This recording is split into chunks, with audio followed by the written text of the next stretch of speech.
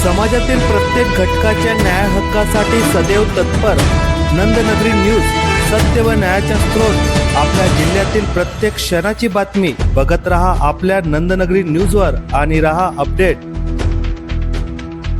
दडगाव तालुक्यातील त्रिशूल येथे भूमी सुपोषण मोहिमेच्या आमदार आमशा पाडवी यांच्या हस्ते शुभारंभ। दडगाव तालुक्यातील त्रिशूल येथे भूमी सुपोषण मोहिमेचा शुभारंभ अक्कलकोवा अक्राणी विधानसभा मतदारसंघाचे आमदार आमशा पाडवी यांच्या हस्ते संपन्न झाला।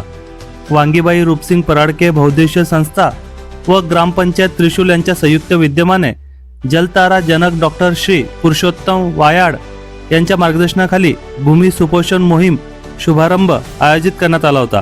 यावेळी अक्कलकोवा अक्राणी विधानसभा मतदारसंघाचे आमदार आमशा पाडवी हे कार्यक्रमाचे अध्यक्ष म्हणून उपस्थित होते, तर जिल्हाधिकारी डॉक्टर मिताली शेट्टी या प्रमुख पाहुणे म्हणून उपस्थित होते।